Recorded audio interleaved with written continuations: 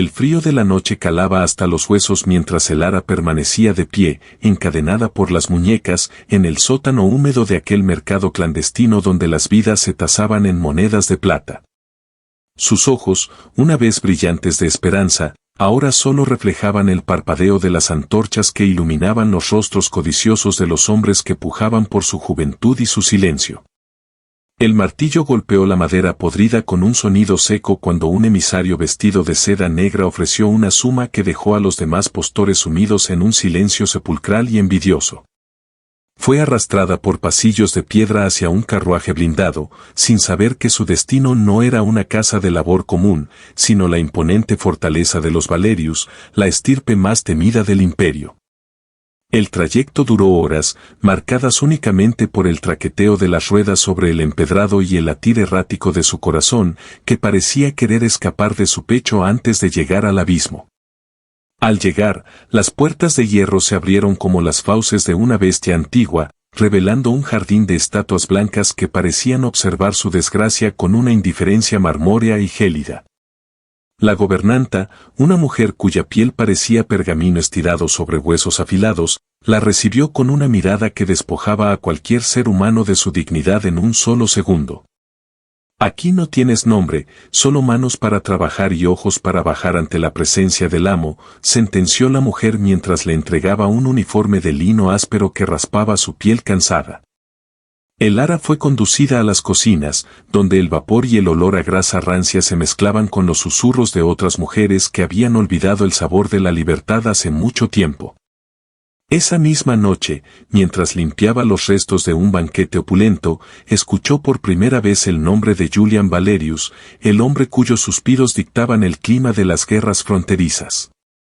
Se decía que su mirada era capaz de helar la sangre y que su corazón era una fortaleza más inexpugnable que los muros de obsidiana que rodeaban su propiedad privada y secreta.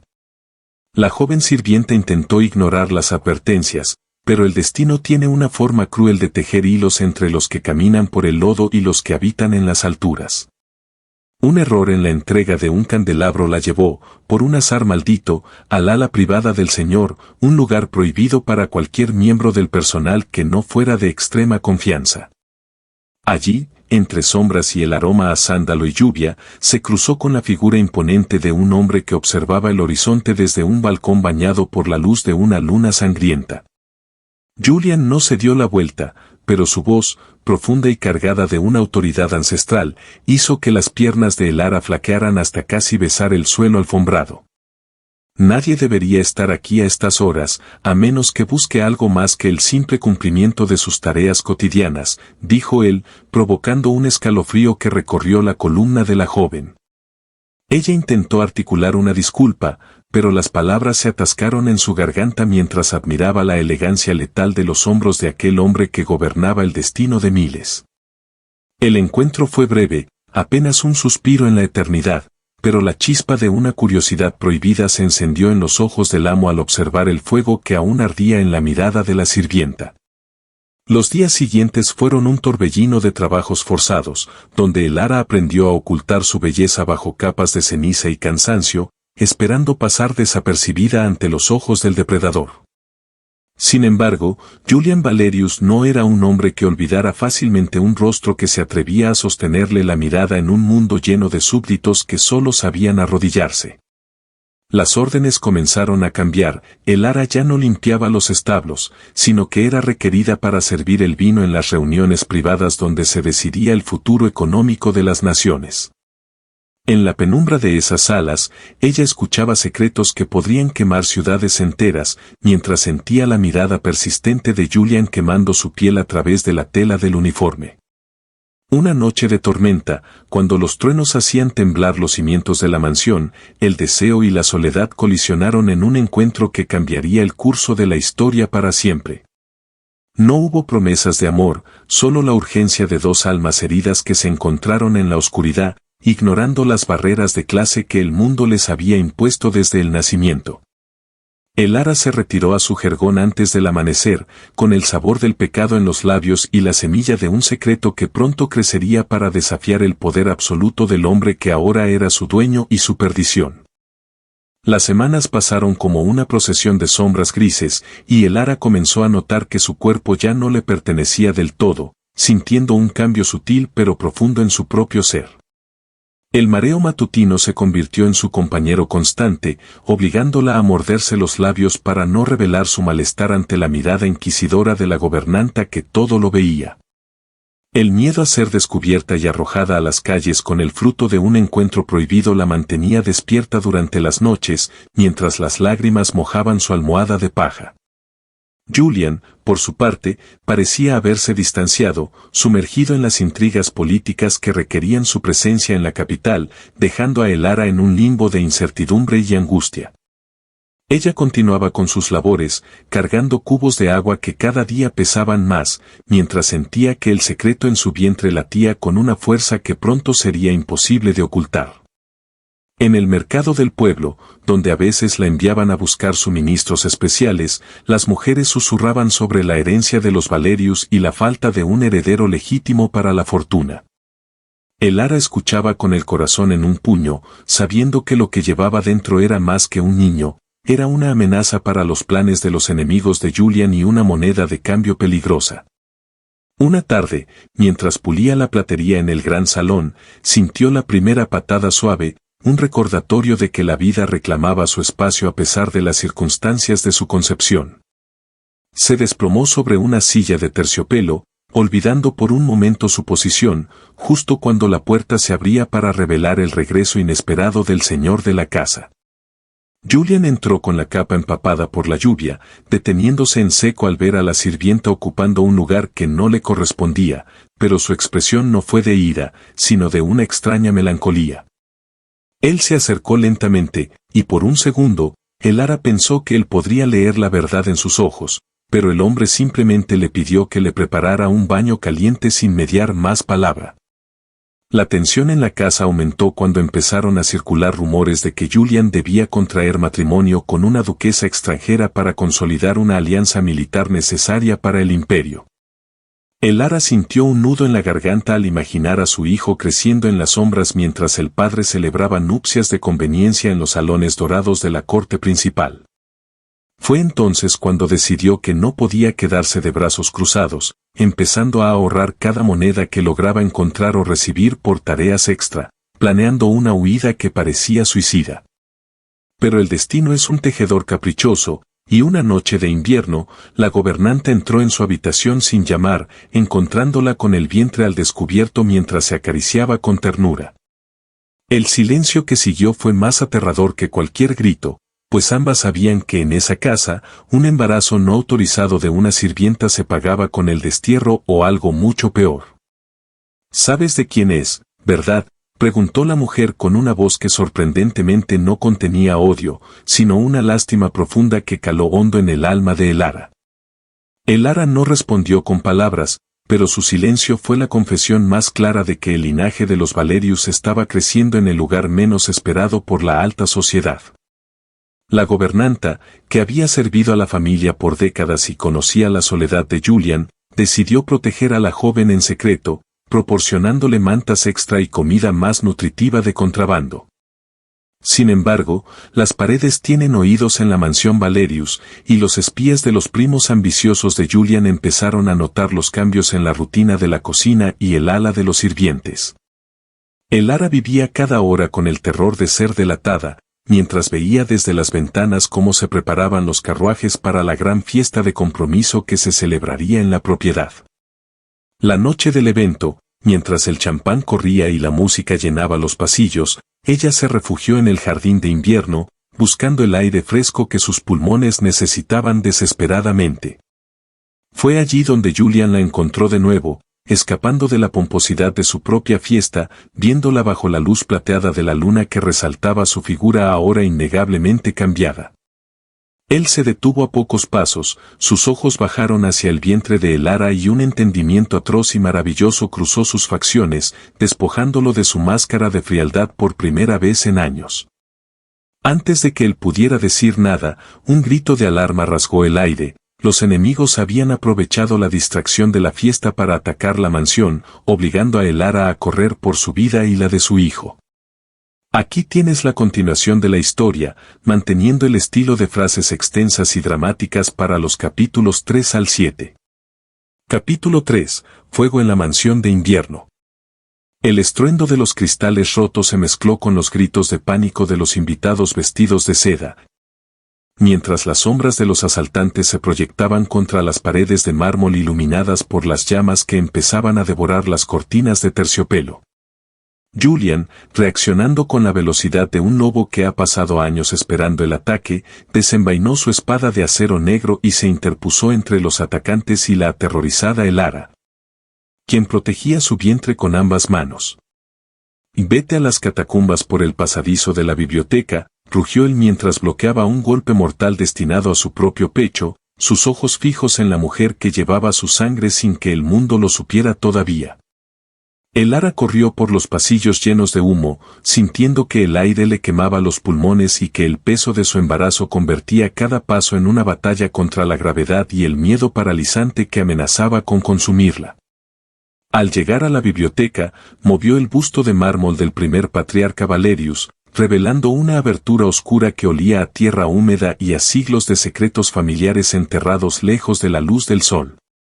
Bajó los escalones de piedra resbaladiza mientras escuchaba sobre su cabeza el fragor del combate y el crujido de las vigas de madera que cedían ante el fuego voraz que amenazaba con borrar su pasado y su futuro.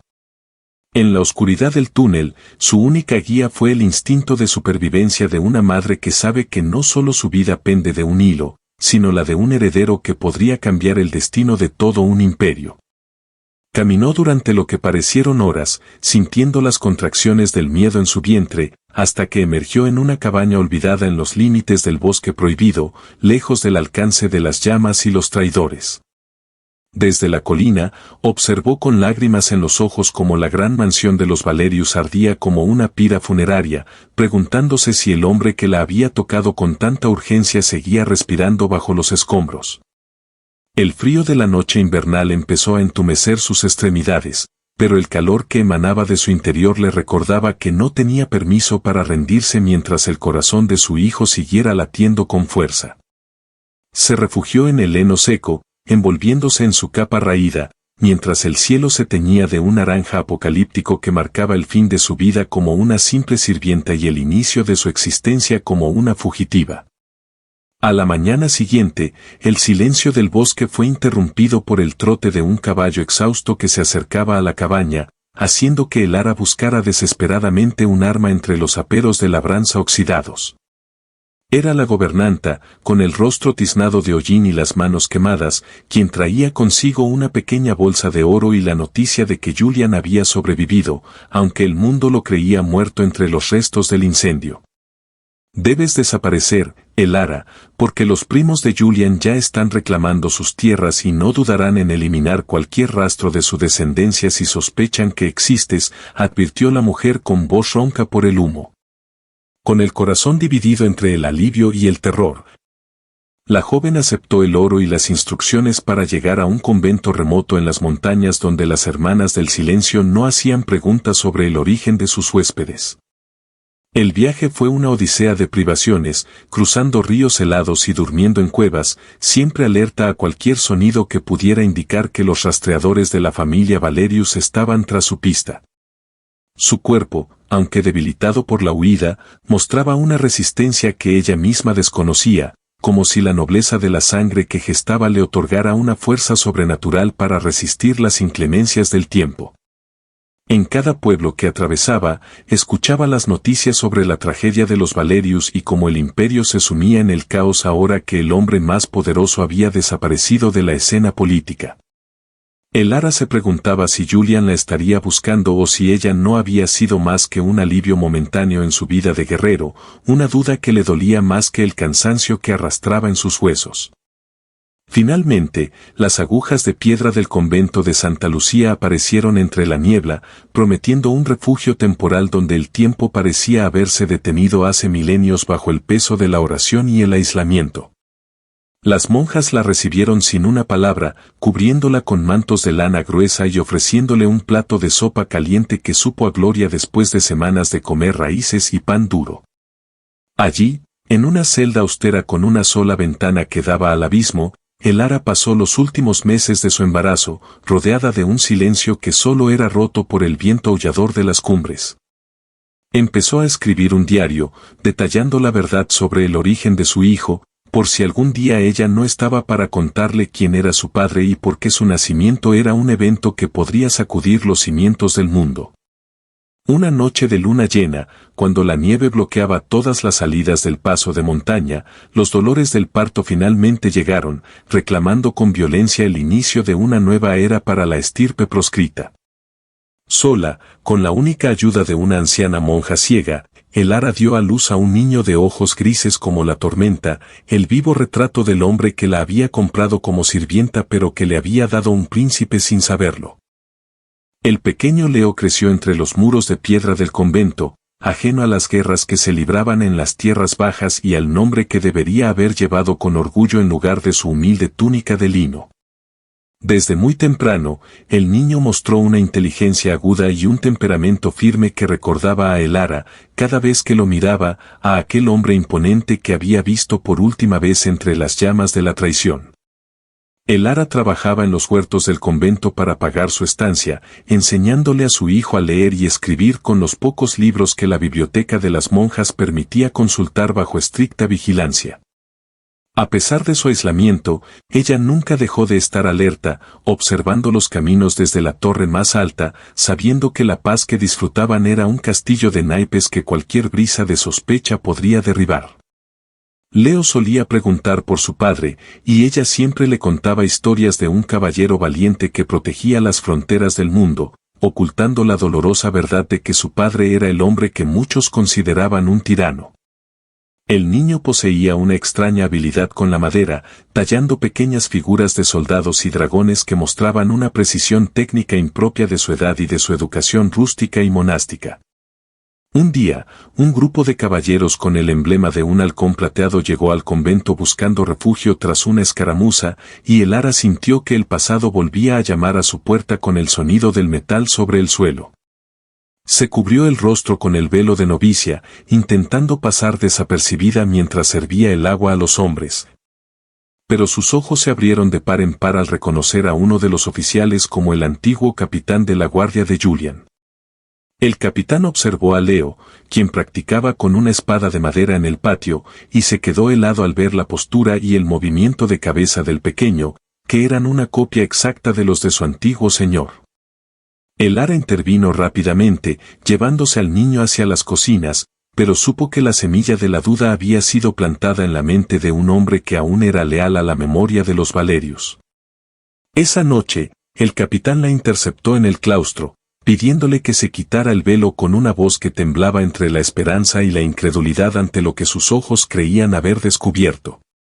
Señorita Elara, he buscado este rostro en cada fosa común y en cada rincón del imperio durante 7 años, pensando que el último legado de mi señor se había perdido para siempre, confesó el hombre arrodillándose. Elara comprendió que ya no podía seguir huyendo y que el destino de Leo estaba ligado inevitablemente a la sangre que corría por sus venas, una sangre que clamaba por justicia y por el trono vacío. El capitán le reveló que Julian no había muerto, sino que vivía exiliado en las islas del norte, recuperando sus fuerzas y reuniendo un ejército en la sombra para reclamar lo que los traidores le habían arrebatado. La noticia golpeó a Elara como un rayo, llenándola de una mezcla de alegría sofocante y un miedo renovado, pues si Julian regresaba, el secreto de su hijo se convertiría en el epicentro de una guerra civil. Deben venir conmigo, pues los espías del nuevo régimen están estrechando el cerco sobre este convento y no pasará mucho tiempo antes de que comprendan por qué una sirvienta desapareció con el tesoro más grande. Ella miró a Leo, que dormía plácidamente en su pequeño jergón, y supo que su infancia tranquila había terminado y que ahora debía prepararlo para ser el hombre que el imperio necesitaba desesperadamente. Recogieron sus pocas pertenencias en silencio, mientras las monjas les daban su bendición y un último trozo de pan bendecido para el camino largo y peligroso que los llevaría hacia el mar. El descenso de la montaña fue una carrera contra el tiempo, evitando las patrullas que ahora pululaban por los valles como hormigas hambrientas de gloria y recompensas por las cabezas de los disidentes. Leo caminaba con una determinación que asombraba a los soldados, sin quejarse del frío ni del hambre, demostrando que la resiliencia de su madre y la fuerza de su padre eran una combinación formidable. Al llegar al puerto, un barco mercante con velas negras los esperaba, listo para cruzar el mar embravecido hacia las tierras del exilio donde el fantasma de Julian Valerius aguardaba su momento. Elara se sentó en la cubierta, observando cómo la costa de su tierra natal se desvanecía en la bruma, sintiendo que el ciclo de su vida como esclava se cerraba para dar paso a una era de reconquista. El capitán le entregó un anillo de sello que había pertenecido a Julian, y al sostenerlo en su mano, ella sintió una conexión vibrante que le devolvió la fe en que su amor prohibido no había sido en vano. Leo se acercó a ella, mirando el horizonte con una curiosidad insaciable, preguntándole si el hombre que iban a ver era realmente el caballero de sus cuentos de infancia o algo mucho más complejo. Es un hombre que cometió muchos errores, hijo mío, pero tú eres la prueba viviente de que incluso en la oscuridad más absoluta, la luz puede encontrar una forma de prevalecer, respondió ella con firmeza. El aire salino y el frío cortante de las islas del norte recibieron al barco tras semanas de navegación por aguas infestadas de piratas y monstruos marinos que acechaban bajo las olas plateadas. La fortaleza donde Julian se escondía estaba excavada directamente en los acantilados de basalto, una estructura inexpugnable que desafiaba la furia del océano con una soberbia que solo un Valerius podía ostentar. Elara sintió que sus piernas temblaban al bajar a tierra firme, no por el mareo del viaje, sino por el inminente encuentro con el hombre que había habitado sus sueños y sus pesadillas durante casi una década. Leo caminaba a su lado, con la mano firmemente sujeta a la de su madre, mirando con asombro las armaduras negras de los guardias que se alineaban en el muelle como estatuas de hierro sin alma. Fueron conducidos a través de túneles iluminados por cristales luminiscentes hasta una sala circular donde el sonido del mar retumbaba como el latido de un corazón gigante atrapado en la piedra. En el centro, frente a una mesa llena de mapas y estrategias militares, se encontraba una figura cuya espalda era inconfundible, aunque ahora estaba marcada por cicatrices que la ropa de cuero no lograba ocultar. Julian se dio la vuelta lentamente, y el tiempo pareció detenerse cuando sus ojos grises se encontraron con los de Elara, revelando una tormenta de emociones que iban desde la incredulidad hasta un dolor infinito. Él no vio a la sirvienta que había dejado atrás, sino a una mujer que había sobrevivido al infierno y que regresaba con una elegancia que ninguna corona de oro podría otorgar jamás a una reina de nacimiento. Su mirada descendió entonces hacia el niño, y el silencio que siguió fue tan denso que Elara sintió que el aire se volvía sólido, impidiéndole respirar mientras Julian procesaba la verdad evidente. Leo no bajó la vista, sino que sostuvo la mirada del hombre más poderoso del mundo con una serenidad que dejó claro que no era un niño común, sino el legítimo sucesor de una estirpe de leones. Julian caminó hacia ellos, cada paso resonando en el suelo de piedra como una sentencia, hasta que estuvo a escasos centímetros de su hijo, extendiendo una mano que temblaba por primera vez en su vida. Tiene tus ojos, Elara, pero posee la arrogancia silenciosa de mi familia, una maldición que esperaba que muriera conmigo en los escombros de mi hogar, susurró él con una voz rota por la emoción. Elara dio un paso adelante, rompiendo la distancia, y en ese momento todo el rencor y el miedo desaparecieron, dejando solo la cruda realidad de dos seres que se habían necesitado en la oscuridad. Él la rodeó con sus brazos con una fuerza que amenazaba con romperla, ocultando su rostro en su cuello mientras las defensas del gran guerrero caían ante la presencia de la mujer que amaba en secreto. Los días siguientes fueron una extraña mezcla de preparación para la guerra y de aprendizaje mutuo, mientras Julian intentaba ganarse el respeto y el cariño de un hijo que no sabía cómo tratar a un padre. Leo era entrenado por los mejores maestros de armas, demostrando una aptitud para la estrategia que hacía que los generales de Julian intercambiaran miradas de asombro y esperanza renovada. Sin embargo, no todos en la fortaleza estaban felices con la llegada de la antigua sirvienta y su bastardo, pues había quienes preferían que Julian se casara con una aliada política para asegurar el trono. Las intrigas de palacio no tardaron en aparecer, con susurros malintencionados que cuestionaban la fidelidad de Elara durante su tiempo en el convento y la verdadera paternidad del niño de ojos grises. Julian, al enterarse de estos rumores, ordenó que cualquiera que cuestionara la legitimidad de su heredero fuera castigado severamente, marcando su posición de manera clara y brutal ante sus subordinados. Elara se sentía fuera de lugar en aquel entorno militar, añorando la sencillez de su vida pasada pero comprendiendo que su papel ahora era ser el ancla moral del hombre que estaba a punto de incendiar el mundo.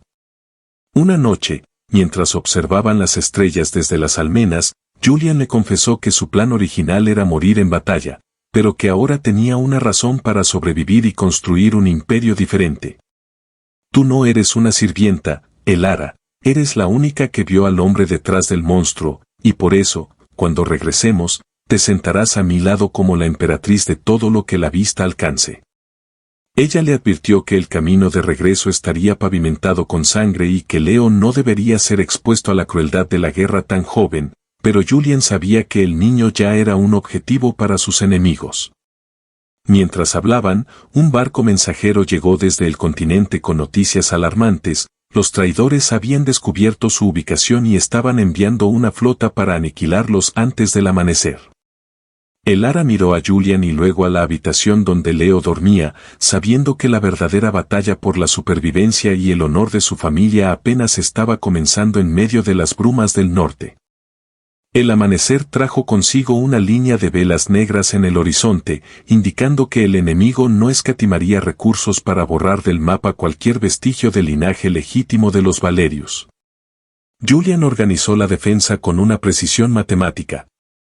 moviendo a sus tropas por los pasillos internos de la fortaleza mientras Elara se encargaba de organizar a las mujeres y niños para refugiarlos en los niveles más profundos. Leo se negaba a esconderse, insistiendo en que su padre le había dado una espada para defender su honor y que no permitiría que nadie le arrebatara la oportunidad de demostrar su valía en el campo. Tu valor es tu mayor activo, pero tu inteligencia es lo que te mantendrá vivo. Quédate con tu madre y protege el pasaje trasero si las cosas salen mal, le ordenó Julian con una seriedad que no admitía réplicas. El primer choque de las flotas fue un espectáculo dantesco de fuego griego y madera astillada, con los gritos de los caídos perdiéndose en el rugido incesante de las olas que chocaban contra las rocas. Elara observaba desde las troneras superiores, sintiendo cada explosión en sus propios huesos y rezando a dioses antiguos por la seguridad del hombre que finalmente le había devuelto su lugar en el mundo. Los atacantes lograron desembarcar en la pequeña playa bajo los acantilados, iniciando una escalada suicida bajo una lluvia de flechas y aceite hirviendo que caía desde las murallas de la fortaleza. La batalla se trasladó a las puertas principales, donde el metal chocaba contra el metal en una danza de muerte que teñía de rojo las piedras negras de la entrada principal del bastión. Julian lideraba la carga desde el frente, su figura bañada en sangre ajena mientras su espada cortaba el aire como un rayo de justicia divina que reclamaba las almas de los traidores que se atrevían a desafiarlo. Sin embargo, un grupo de infiltrados logró entrar por una grieta olvidada en el ala este, dirigiéndose directamente hacia los aposentos donde Elara y Leo intentaban mantener la calma entre los refugiados. Elara escuchó los pasos pesados de los mercenarios y, tomando una daga que Julian le había dado para su protección, se colocó frente a la puerta con una determinación que no conocía límites. «Quédate detrás de mí, Leo, y no mires lo que estoy a punto de hacer», susurró ella mientras su corazón martilleaba contra sus costillas como un animal enjaulado que busca su libertad desesperadamente. La puerta cedió y 3 hombres irrumpieron con la intención de capturar al heredero, pero se encontraron con una mujer que luchaba con la ferocidad de una leona protegiendo a su cachorro de los hienas.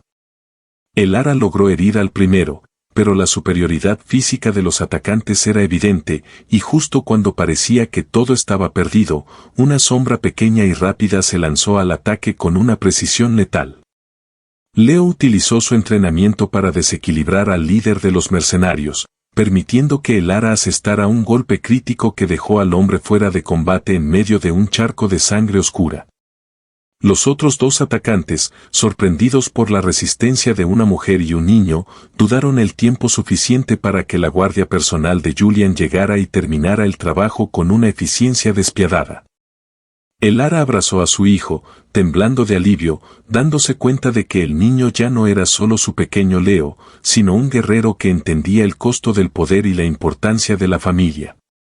Fuera, la marea de la batalla empezaba a cambiar a favor de Julian, quien había logrado hundir el buque insignia enemigo con una maniobra audaz que dejó a los supervivientes sin liderazgo ni esperanza. Al caer la noche, la victoria era absoluta, pero el precio había sido alto y la fortaleza de basalto mostraba las cicatrices de un asedio que sería recordado en las baladas de los bardos por generaciones. Julian regresó a los aposentos, exhausto y herido, buscando con la mirada a las dos personas que daban sentido a su lucha por recuperar el trono que le pertenecía por derecho de nacimiento.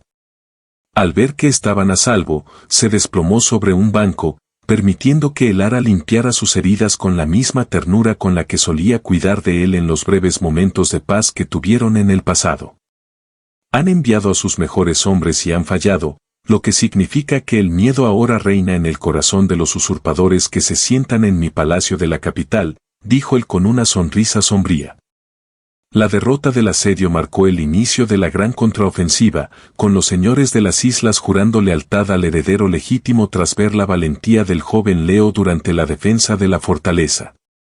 Elara comprendió que ya no había vuelta atrás y que pronto cruzarían el mar para reclamar su destino, dejando atrás las sombras de la servidumbre para entrar en la luz de la historia grande y sangrienta. Mientras se preparaban para la partida, ella miró su reflejo en el acero de una armadura y no vio a una esclava vendida, sino a la mujer que daría origen a la dinastía más poderosa que el imperio hubiera conocido jamás. La flota de la Reconquista zarpó bajo un cielo gris acero, con cientos de barcos cuyas velas llevaban el emblema del lobo de los Valerius regresando para reclamar lo que el fuego no pudo consumir años atrás. Elara permanecía en la proa junto a Julian, vestida con una armadura ligera de cuero y una capa que ondeaba con el viento, simbolizando su transformación de víctima en líder de una revolución imparable. El desembarco en las costas del continente fue recibido por una multitud de campesinos y nobles menores que, cansados de la tiranía de los usurpadores, vieron en el regreso de Julian una señal de esperanza y renovación. El avance hacia la capital fue una procesión de victorias rápidas, ya que muchas ciudades abrían sus puertas sin luchar al ver al joven Leo cabalgando junto a su padre, reconociendo en él la herencia innegable de su estirpe. Elara se encargaba de la logística y de asegurar que el ejército no se convirtiera en una horda de saqueadores, ganándose el respeto de los soldados por su justicia y su capacidad de mando en situaciones críticas. En cada campamento nocturno, ella se sentaba con Julian para planear no solo la guerra, sino el gobierno que vendría después, insistiendo en leyes que protegieran a los más vulnerables del abuso de los poderosos.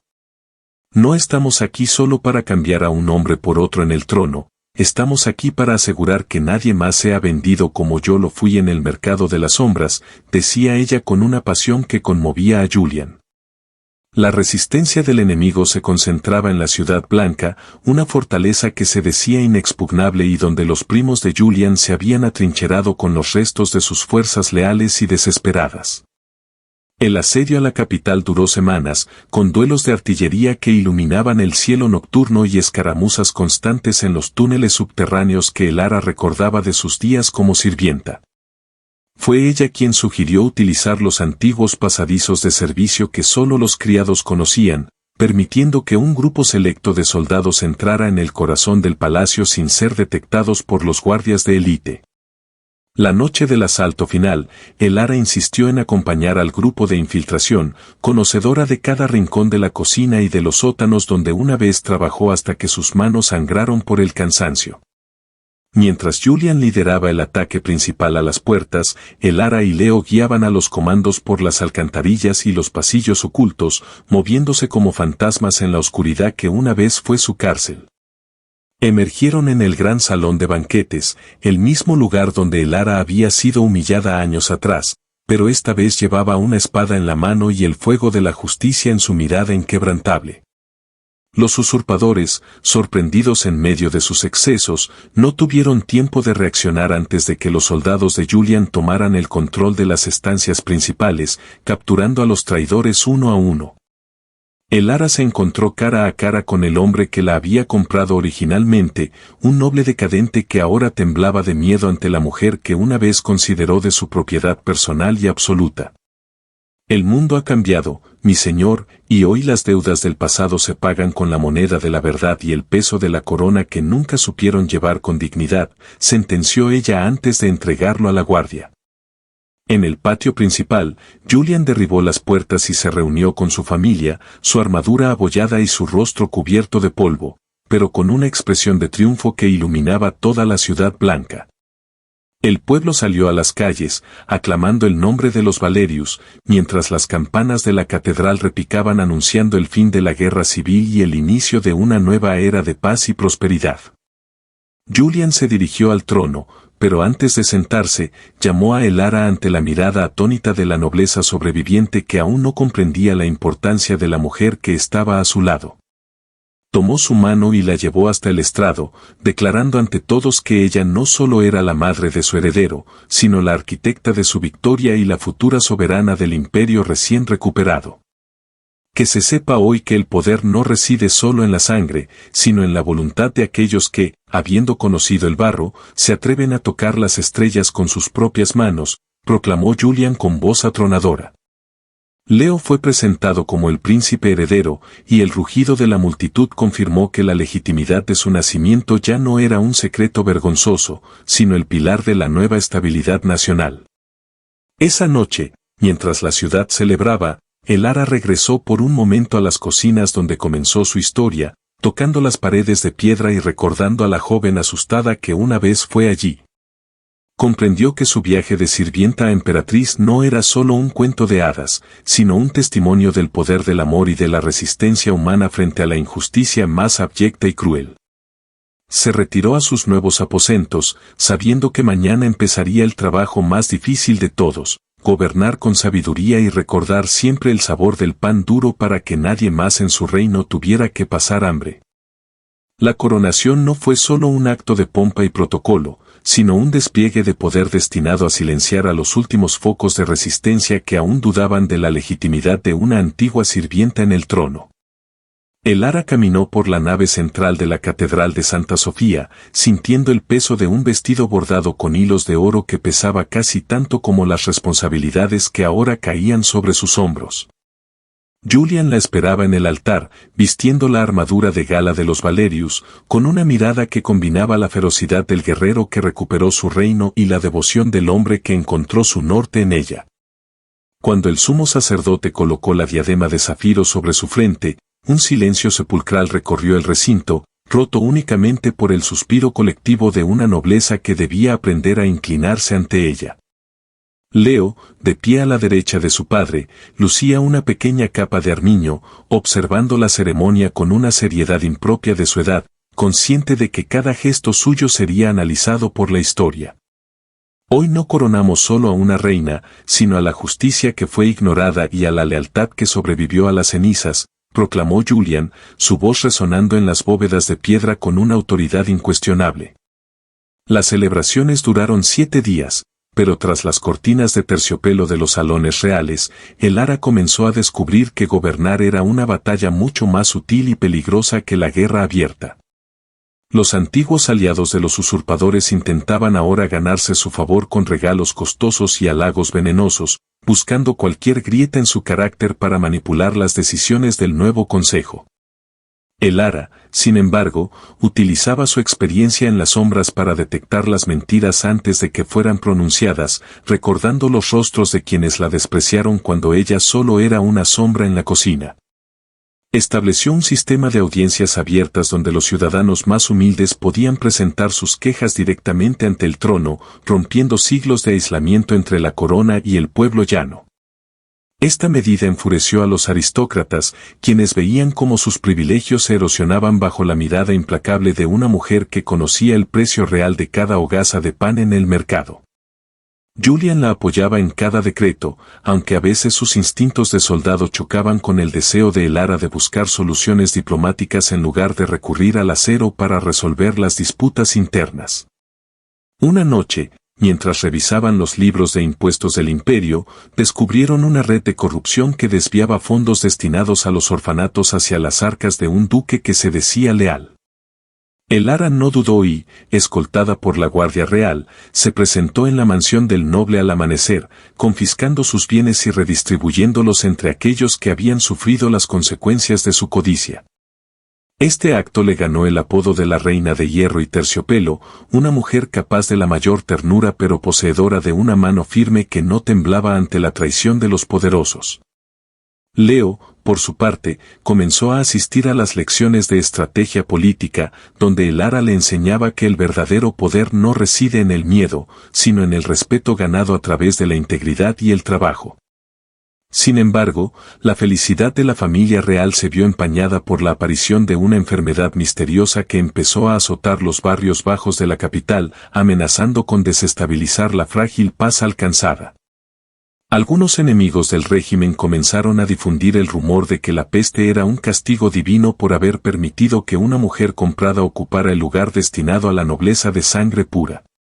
Elara, lejos de esconderse tras los muros del palacio, organizó hospitales de campaña y acudió personalmente a supervisar el cuidado de los enfermos, desafiando el riesgo de contagio con una valentía admirable. Julian, aunque temía por la vida de su esposa, se unió a ella en las calles, demostrando que los soberanos estaban dispuestos a sangrar y sufrir junto a sus súbditos en los momentos de mayor necesidad. Fue durante una de estas visitas cuando Elara encontró a una niña que le recordaba a sí misma a esa edad, sola y asustada en un rincón, y decidió adoptarla como protegida de la corona para darle una oportunidad.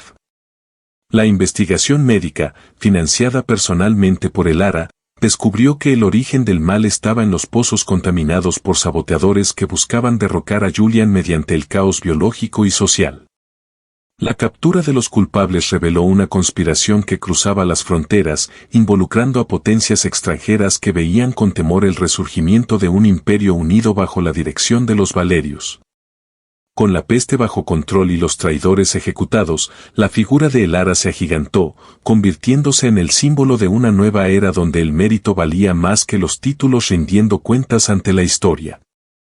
Al final del primer año de reinado, Julian tomó la mano de Elara en el balcón del palacio y, mirando a la multitud que los vitoreaba, supo que su decisión de amarla había sido el mayor acierto de su vida. La estabilidad del reino atrajo la atención de la Alianza de los Mares del Sur, una coalición de reinos mercantiles que veía en las reformas de Elara una amenaza directa a sus lucrativos negocios de tráfico humano. Enviaron a un embajador, un hombre de maneras exquisitas y corazón de obsidiana, que llegó al palacio con una propuesta de tratado que, bajo términos diplomáticos, exigía la restauración del mercado de esclavos. Elara recibió al diplomático en el gran salón, flanqueada por Julian, y su respuesta fue tan fría y cortante como el viento que soplaba desde las montañas donde nació su hijo en el exilio. En este imperio, cada alma nace libre y cada mano trabaja por su propio beneficio, y no habrá oro en el mundo suficiente para hacernos retroceder hacia la barbarie de la servidumbre, declaró ella con firmeza. El embajador se marchó con una amenaza velada en los ojos, y Julian supo de inmediato que la guerra diplomática estaba a punto de convertirse en un conflicto naval que pondría a prueba sus nuevas fronteras. Mientras tanto, Leo cumplía 10 años, mostrando una destreza en la esgrima que recordaba a los antiguos reyes guerreros, pero con la agudeza mental que Elara le había cultivado a través de los libros y la observación. El niño se convirtió en el blanco de un intento de secuestro durante una cacería real, un evento que sacudió la seguridad del palacio y obligó a Julian a redoblar la guardia personal de su heredero. Elara, sospechando que el enemigo estaba más cerca de lo que pensaban, inició una investigación secreta dentro de la propia corte, descubriendo que algunos nobles seguían manteniendo comunicaciones con el exterior. Utilizó sus redes de antiguos sirvientes, quienes le eran leales por haber mejorado sus condiciones de vida, para crear un servicio de inteligencia invisible que operaba en los pasillos y las cocinas de todo el reino. Esta red de la sombra le permitió interceptar una carta que detallaba un plan para incendiar los astilleros imperiales antes de que la nueva flota de defensa estuviera completamente terminada y lista para zarpar. Con esta información, Julian pudo tender una emboscada a los saboteadores, capturándolos en el acto y enviando un mensaje claro a la alianza de que el imperio no estaba dormido ni era vulnerable. La tensión crecía, y el Ara decidió que la mejor defensa era un ataque preventivo en el terreno de las finanzas, utilizando la riqueza del imperio para comprar las deudas de los reinos menores de la alianza. Esta maniobra económica empezó a asfixiar a los enemigos desde dentro, provocando deserciones en sus filas y obligando al Consejo de los Mares del Sur a reconsiderar su postura agresiva contra los Valerius. En medio de esta crisis, el Ara descubrió que estaba embarazada de nuevo, una noticia que trajo una alegría inmensa a Julian pero que también añadió una capa de vulnerabilidad a su posición política. Ella intentó ocultar su estado durante el mayor tiempo posible para no mostrar debilidad, pero Julian, protector y devoto, insistió en que ella se retirara a la seguridad del Palacio de Verano durante los meses críticos. Mi lugar es aquí, Julian, porque el pueblo necesita ver que su reina no teme al futuro, especialmente cuando ese futuro crece dentro de ella con la promesa de una paz duradera, replicó ella con orgullo. Los meses pasaron bajo la sombra de la amenaza naval, con el Ara dirigiendo los consejos de ministros desde su silla gestatoria, demostrando una lucidez que asombraba incluso a sus detractores más encarnizados. La flota de la Alianza finalmente apareció en el horizonte una mañana de otoño, pero se encontraron con que las defensas costeras habían sido reforzadas con una tecnología de fuego proyectado que el Ara había financiado. La batalla fue breve pero decisiva, con Julian liderando la flota imperial y destruyendo el orgullo de la Alianza en un solo día de combate feroz y maniobras marítimas audaces y revolucionarias.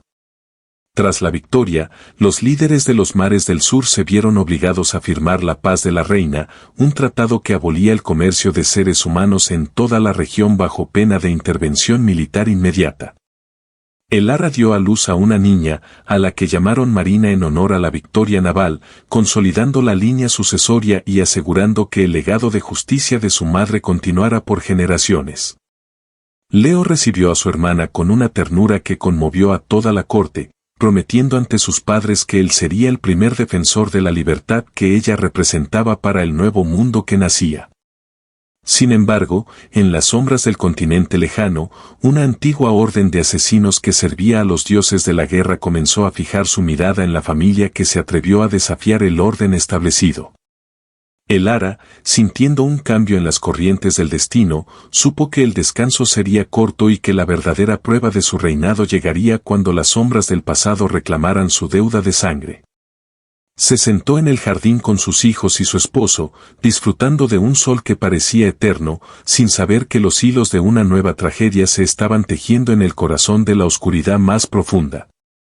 Un mensajero llegó desde las fronteras del norte con la noticia de que antiguos clanes nómadas, que se creían extintos tras las purgas de los usurpadores, estaban unificándose bajo una bandera teñida de negro. Estos clanes no buscaban tierras ni oro, sino que clamaban por la cabeza de Julian, a quien consideraban responsable de la profanación de sus templos sagrados durante las guerras de su juventud como general. Julian admitió ante el Ara que, en su búsqueda de poder y orden antes de conocerla, había cometido actos de una violencia que ahora regresaba para perseguirlo en su momento de mayor felicidad familiar. El hombre que yo era entonces no conocía la piedad, pero el hombre que soy ahora debe enfrentar las consecuencias de sus pecados para que ustedes no tengan que pagarlos, confesó él con amargura. El Ara, lejos de juzgarlo, comprendió que el perdón no borraba el pasado, pero que la redención se ganaba protegiendo el presente con la misma intensidad con la que se luchó en los tiempos oscuros. Organizaron una expedición diplomática para tratar con los nómadas, pero el líder de los clanes, un chamán con ojos que parecían ver a través del tiempo, se negó a hablar con nadie que no fuera el propio Julian. Julian decidió ir solo al campamento enemigo, una decisión que el Ara intentó impedir por el alto riesgo de traición, pero él sabía que solo su presencia podía detener el derramamiento de sangre innecesario. Durante la ausencia de Julian, Elara asumió la regencia total, enfrentándose a una nueva ola de pánico en la capital mientras los rumores de una invasión bárbara se extendían como un incendio forestal sin control. Ella demostró una calma absoluta, reforzando las guarniciones pero enviando también caravanas de alimentos a las regiones fronterizas para mostrar que el imperio no los había olvidado en tiempos de crisis. En el campamento nómada, Julian fue sometido a una serie de pruebas de valor y resistencia, diseñadas para ver si su alma era tan fuerte como su espada o si se había ablandado por la vida cómoda del palacio.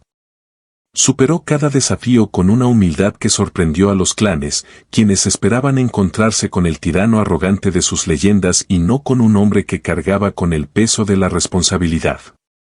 Mientras tanto, en palacio, Elara descubrió que uno de sus generales más cercanos estaba conspirando para entregar la capital a los nómadas a cambio de ser nombrado el nuevo regente del norte.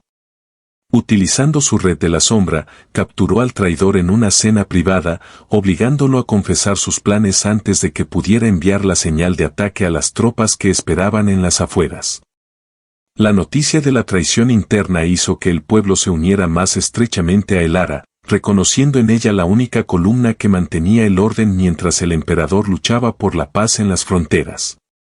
Tras semanas de tensión, Julian regresó a la capital no con un ejército invasor a sus espaldas, sino con un pacto de sangre que integraba a los clanes del norte como protectores de las fronteras imperiales. Había logrado convertir a sus enemigos más acérrimos en sus aliados más leales, enseñándoles que el nuevo imperio de los Valerius tenía espacio para todas las culturas y creencias bajo una ley justa. El reencuentro entre Julian y Elara fue un momento de profunda sanación, donde ambos reconocieron que sus debilidades individuales se convertían en fortalezas invencibles cuando trabajaban al unísono. Leo, que había estado entrenando con la guardia de élite durante la ausencia de su padre, demostró su madurez al liderar una patrulla que detuvo a los restos de los saboteadores que aún operaban en la ciudad. Sin embargo, la paz externa se vio interrumpida por una revelación interna. La antigua familia de Elara, aquellos que la habían vendido por unas monedas de plata, aparecieron en la corte reclamando títulos y riquezas. Presentándose como la familia de la emperatriz, intentaron chantajearla con historias falsas sobre su pasado para obtener beneficios económicos y posiciones de influencia dentro del gobierno imperial. Elara los recibió en una audiencia privada, donde los miró a los ojos y vio la misma codicia que los llevó a deshacerse de ella cuando solo era una niña asustada y sin voz ni defensa alguna.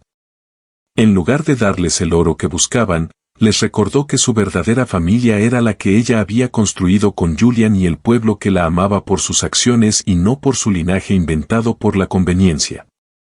Ustedes me vendieron al silencio, y ahora el silencio es todo lo que recibirán de mí. Váyanse y no vuelvan a poner un pie en estas tierras si valoran su propia libertad, sentenció ella con una voz gélida.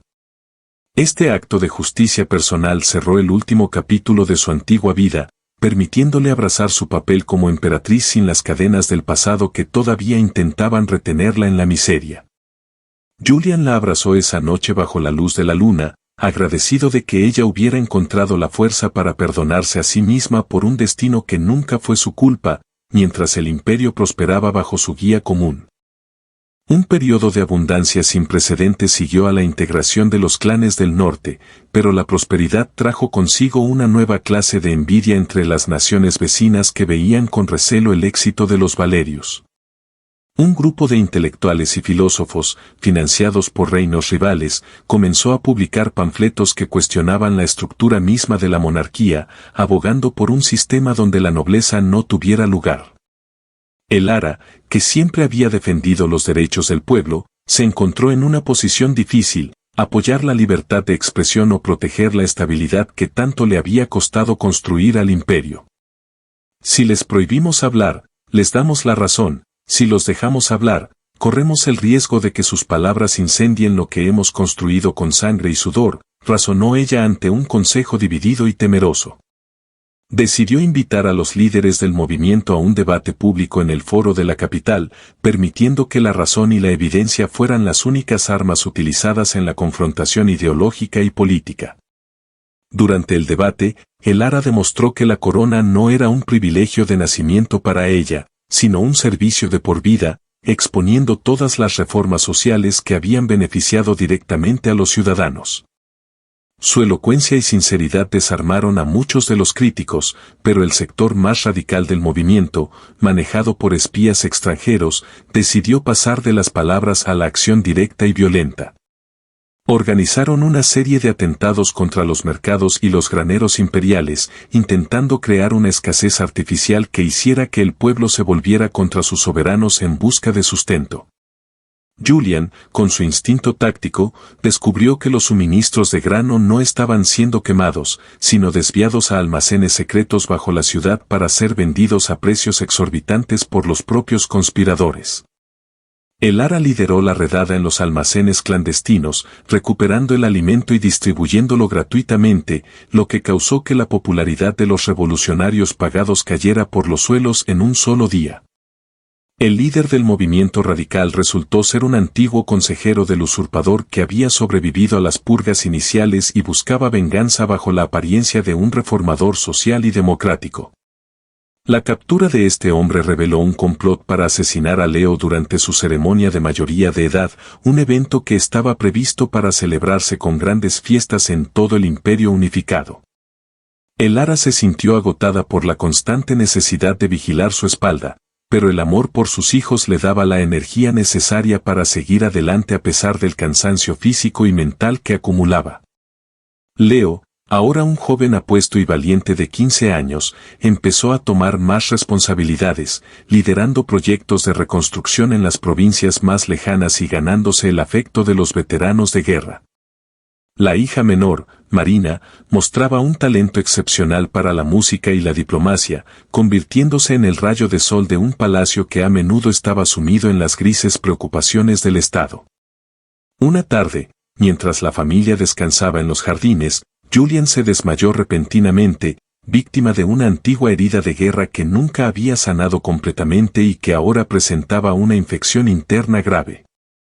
Elara se encerró en la habitación con los mejores médicos del imperio, mientras el rumor de la inminente muerte del emperador empezaba a sacudir los cimientos de la bolsa de valores y la confianza popular.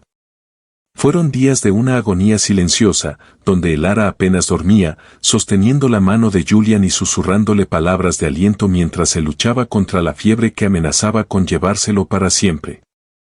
En medio de la crisis, el Consejo de Ministros intentó tomar el control del gobierno, argumentando que una mujer no podía dirigir el imperio sola en un momento de tanta incertidumbre y peligro inminente.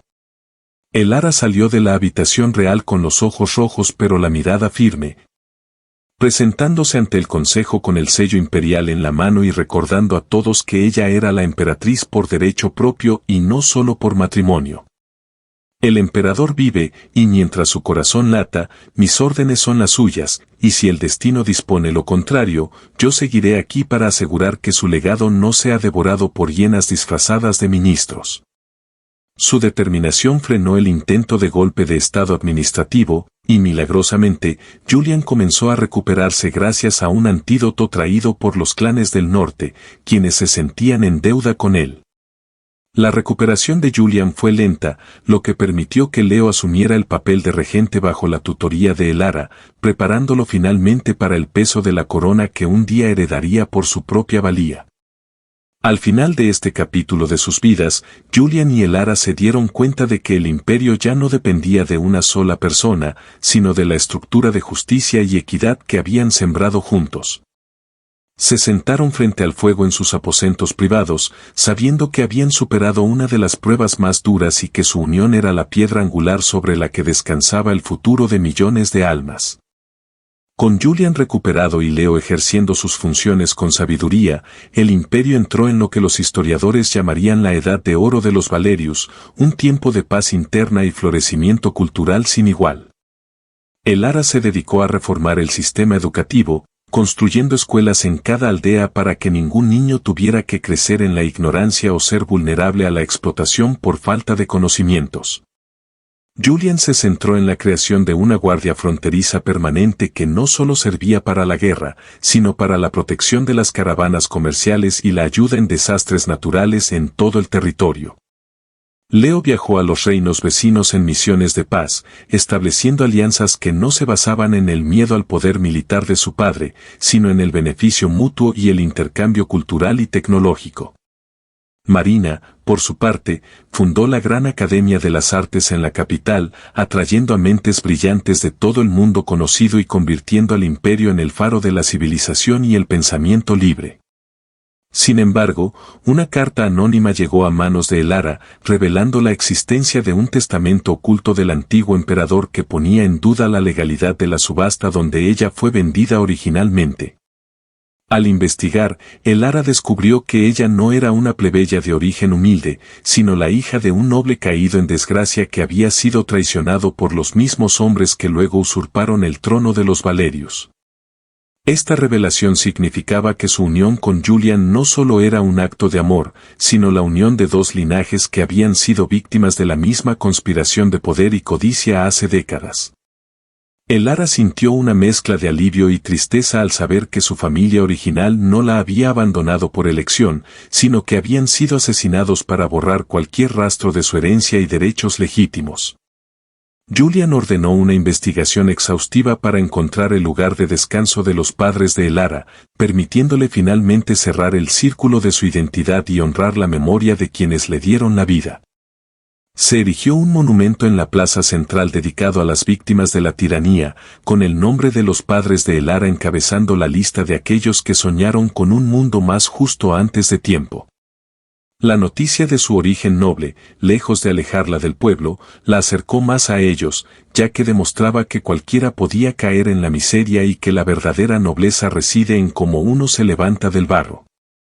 El imperio celebró la justicia poética del destino, viendo en Elara la encarnación de la resiliencia y la prueba viviente de que el bien puede prevalecer incluso contra los planes más oscuros y bien trazados. Leo contrajo matrimonio con la hija de un jefe de los clanes del norte, uniendo para siempre a los pueblos de la nieve y el sol en una alianza de sangre que garantizaba la paz en las fronteras por siglos. Elara, viendo a sus hijos prosperar y a su esposo a su lado, comenzó a escribir sus memorias, titulándolas De la sombra a la luz, un relato de esperanza para las generaciones venideras que enfrentaran la adversidad. Un día, mientras caminaba por los jardines del palacio, se encontró con el viejo mercado donde fue vendida. Ahora convertido en un parque público donde los niños jugaban y las flores crecían sobre las antiguas piedras del dolor. Se sentó en un banco de piedra, recordando el frío de las cadenas y el miedo en sus ojos, y sonrió al darse cuenta de que el mundo que sus hijos heredaban era infinitamente mejor que el que ella recibió. Julian se acercó a ella, tomándola de los hombros con esa calidez que nunca se había desvanecido a pesar del paso de los años y de las batallas que habían dejado marcas en su cuerpo y en su alma guerrera.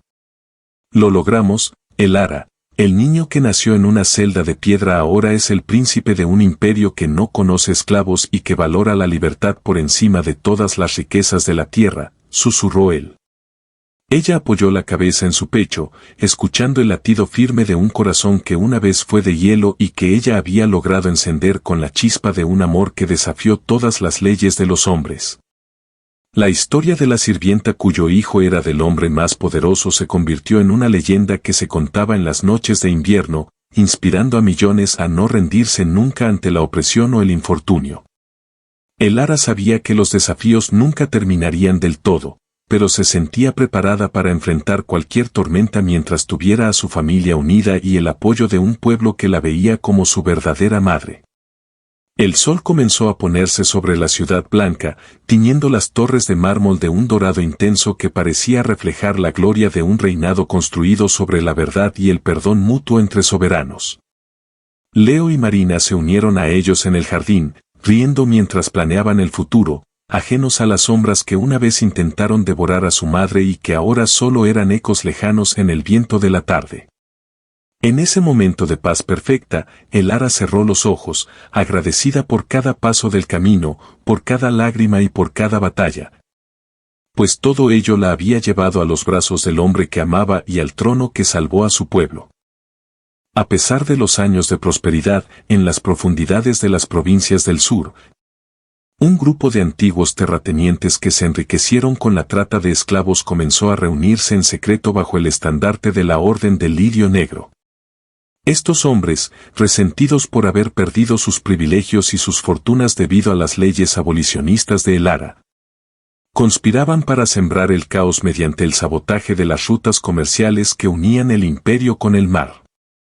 Elara comenzó a recibir informes sobre extrañas desapariciones de funcionarios reales en las zonas fronterizas, lo que despertó en ella el antiguo instinto de supervivencia que nunca la había abandonado del todo desde sus días de servidumbre. No son simples bandidos, Julian, hay una inteligencia fría detrás de estos ataques que busca desgastar la confianza del pueblo en nuestra capacidad para protegerlos, advirtió ella durante un consejo de guerra nocturno. Julian, cuya salud era estable pero requería cuidados, decidió enviar a Leo al mando de una legión para investigar los disturbios, dándole al joven heredero su primera oportunidad de comandar una campaña militar de gran envergadura. Leo partió con la bendición de sus padres, llevando consigo no solo el acero de los Valerius, sino también el código de honor que Elara le había grabado a fuego en el alma durante su infancia en el convento. Mientras tanto, en la capital, una serie de incendios provocados en los archivos imperiales intentó borrar los registros de propiedad de las tierras,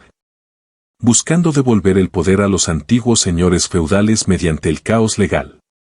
Elara se hizo cargo de la investigación personal, descendiendo a las mazmorras para interrogar a los sospechosos con una mezcla de firmeza real y una empatía que desarmaba a los que esperaban encontrar a una tirana. Descubrió que la conspiración llegaba hasta el corazón del palacio, involucrando a un joven paje que había sido sobornado con la promesa de recuperar el estatus noble que su familia perdió durante la guerra civil.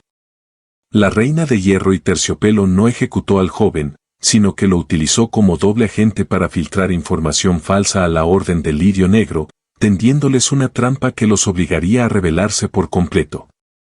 En el frente sur, Leo demostró ser un estratega brillante, utilizando tácticas de guerrilla que aprendió de los clanes del norte para rodear a los insurgentes en los pantanos donde se escondían de la justicia real.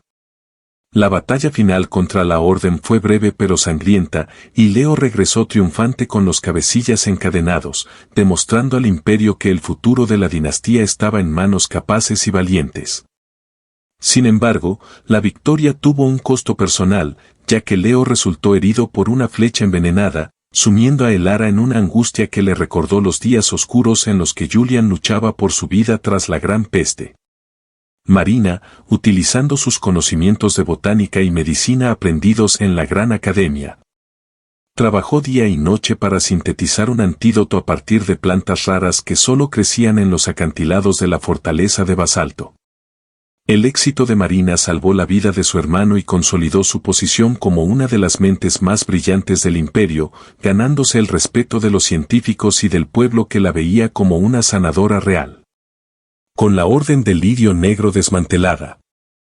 Elara aprovechó la oportunidad para confiscar definitivamente las tierras de los traidores y convertirlas en granjas comunales para los antiguos esclavos que ahora eran ciudadanos libres.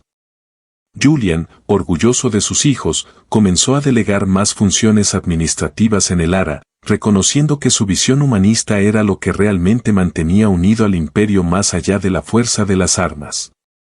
Una noche, mientras caminaban por el balcón, Julian le confesó a Elara que sentía que su tiempo como gobernante activo estaba llegando a su fin y que deseaba ver a Leo coronado mientras ellos aún estuvieran vivos para guiarlo.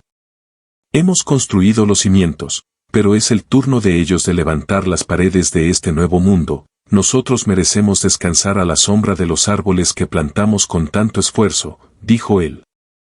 Elara aceptó la propuesta, sabiendo que la transición pacífica del poder era el último regalo que podían hacerle a un pueblo que había sufrido demasiado por las sucesiones violentas y los golpes de Estado. Comenzaron los preparativos para la abdicación oficial, un evento sin precedentes en la historia de los Valerius, que siempre habían gobernado hasta que la muerte o la espada los reclamaba del trono. La noticia fue recibida con una mezcla de tristeza y admiración, pues el pueblo amaba a sus soberanos pero confiaba plenamente en el joven príncipe que ya había demostrado su valía en el campo de batalla. Elara pasó sus últimas semanas como reina activa asegurándose de que todas las leyes de protección social estuvieran blindadas contra futuros cambios caprichosos de cualquier monarca que pudiera venir después. Se sentó por última vez en el trono de mármol, mirando el gran salón vacío, y recordó el momento en que entró allí por primera vez con una bandeja de plata y el corazón lleno de miedo y resentimiento.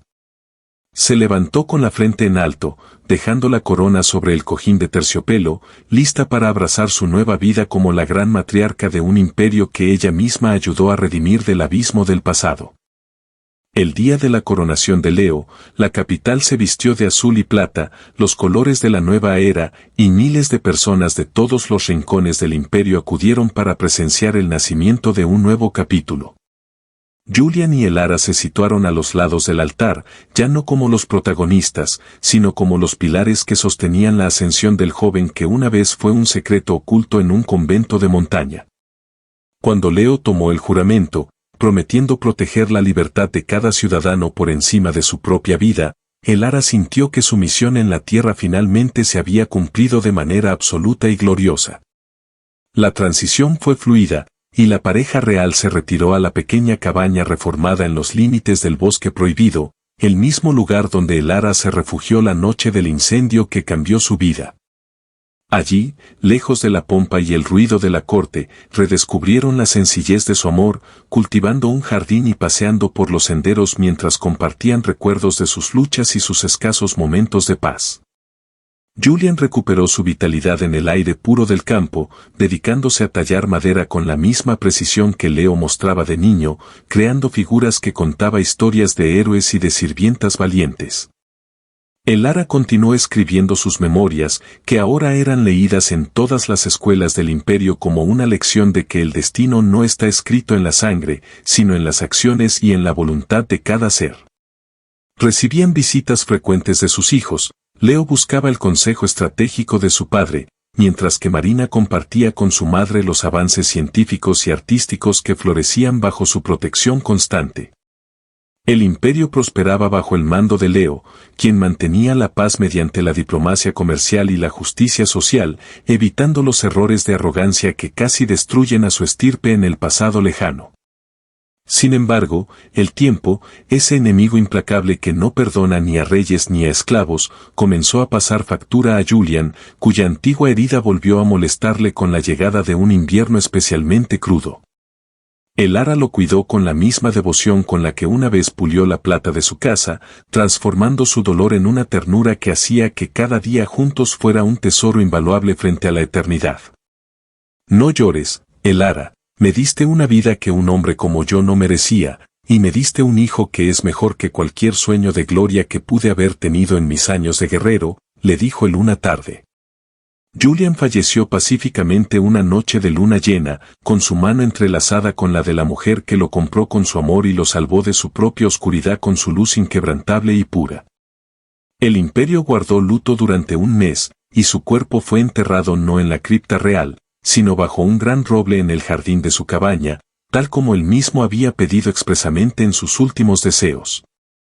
Elara quedó sola en la cabaña, pero no se sintió abandonada, pues la presencia de Julian habitaba en cada rincón, en cada árbol del jardín y en los ojos grises de su hijo que ahora gobernaba con justicia. Decidió dedicar sus últimos años a viajar de incógnito por el imperio, deseando ver con sus propios ojos si las reformas que ella y Julian soñaron estaban realmente cambiando la vida de la gente humilde.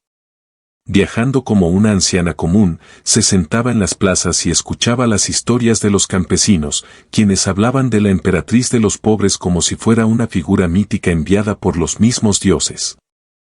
Encontró un imperio donde ya no existían los mercados de sombras, donde las mujeres podían estudiar y donde los hijos de los sirvientes tenían las mismas oportunidades que los hijos de los nobles de sangre.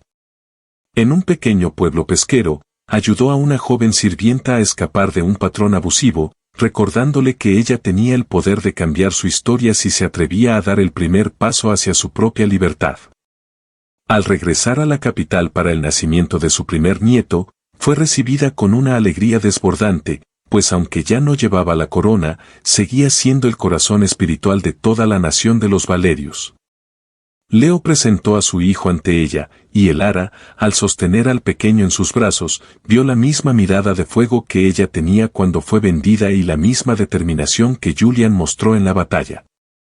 Este niño nunca sabrá lo que es el hambre o el miedo, pero debe saber que su libertad fue comprada con el sacrificio de muchos que vinieron antes que él, susurró ella al oído del infante. Marina, que se había convertido en la rectora de la Universidad Imperial, le presentó a su madre un nuevo invento que permitiría llevar agua limpia a las ciudades del desierto, un proyecto financiado por la corona. Elara se sintió satisfecha, comprendiendo que el ciclo de dolor se había roto definitivamente y que su descendencia era ahora una fuerza para el bien en un mundo que una vez intentó devorarla. Se retiró a sus aposentos esa noche, mirando las estrellas y sintiendo que Julian la esperaba en algún lugar más allá del horizonte, donde ya no existían ni reinos, ni clases, ni sufrimientos terrenales. Los años finales de Elara fueron un testimonio de gracia y sabiduría, convirtiéndose en la consejera más respetada no solo de su hijo, sino de monarcas extranjeros que viajaban leguas para escuchar sus palabras. Nunca olvidó sus raíces, y cada año en el aniversario de su venta, organizaba un banquete en el palacio donde los invitados de honor eran los trabajadores más humildes de la ciudad, sentados en la mesa real. Elara se convirtió en una leyenda viviente, y su rostro, que una vez fue ocultado por el polvo de la servidumbre, ahora estaba esculpido en mármol blanco en todas las bibliotecas y centros de aprendizaje del imperio. Un día, sintiendo que sus fuerzas comenzaban a desvanecerse como la luz del atardecer sobre las montañas, llamó a Leo y a Marina para darle sus últimas instrucciones y legarle su posesión más preciada.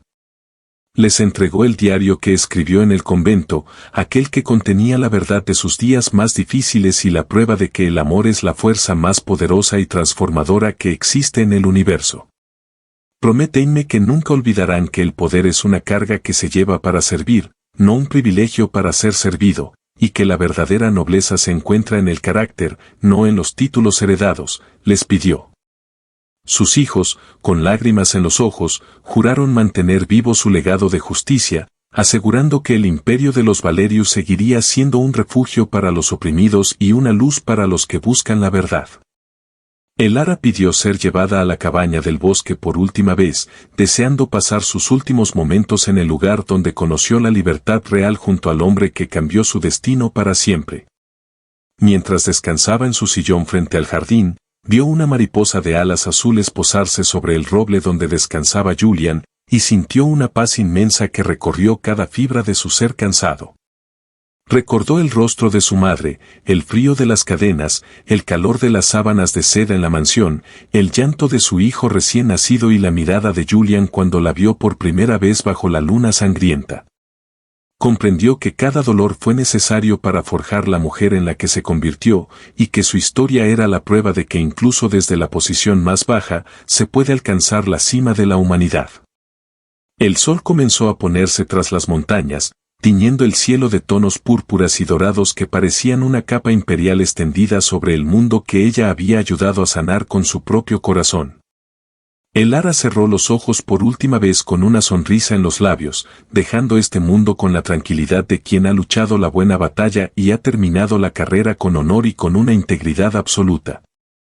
Su muerte fue anunciada por el repique de todas las campanas del imperio, desde las catedrales de la capital hasta las pequeñas capillas en las aldeas más remotas de las montañas del norte y del sur. Millones de personas salieron a las calles a encender velas en su honor, creando un río de luz que podía verse desde el espacio, simbolizando el impacto de una sola vida dedicada a la justicia y al amor. Fue enterrada junto a Julian bajo el gran roble, y se dice que desde ese día, las flores de ese jardín nunca dejan de brotar, incluso en los inviernos más crudos que azotan las tierras de los Valerius. Leo gobernó durante muchos años más, siendo recordado como el rey justo, pero siempre decía que cualquier sabiduría que poseía emanaba directamente de la sirvienta que fue su madre y su maestra. Marina continuó expandiendo el conocimiento humano, y sus descubrimientos permitieron que el imperio entrara en una era de ciencia que eliminó muchas de las enfermedades y carencias del pasado medieval. La historia de Elara se convirtió en un cantar de gesta que se traducía a todos los idiomas, inspirando revoluciones pacíficas en reinos lejanos donde todavía existía la esclavitud y la opresión del hombre por el hombre. El mercado de las sombras nunca volvió a abrirse, y las cadenas que una vez sujetaron las muñecas de Elara fueron fundidas para crear la campana principal de la Universidad Imperial de la capital blanca. Cada vez que esa campana suena, su eco recuerda a los ciudadanos que la libertad es un derecho inalienable y que nadie tiene el poder de poseer el alma de otro ser humano bajo ninguna circunstancia. El linaje de los Valerius perduró por siglos, pero ya no se definían por sus conquistas militares, sino por su capacidad de mantener la paz y la equidad entre todos los habitantes de sus vastos y prósperos territorios. En el gran salón del palacio, el retrato de Elara como sirvienta fue colocado junto a su retrato como emperatriz, para que ningún gobernante olvidara nunca de dónde venía la verdadera fuerza de su nación. Y así, la mujer que fue vendida como sirvienta, pero cuyo hijo era del hombre más poderoso, terminó por conquistar no solo un trono, sino el corazón eterno de la historia y la memoria de la humanidad. Su vida fue el puente entre la oscuridad y la luz, un recordatorio eterno de que el destino es solo el barro que nosotros mismos moldeamos con nuestras manos, nuestras esperanzas y nuestro amor invencible.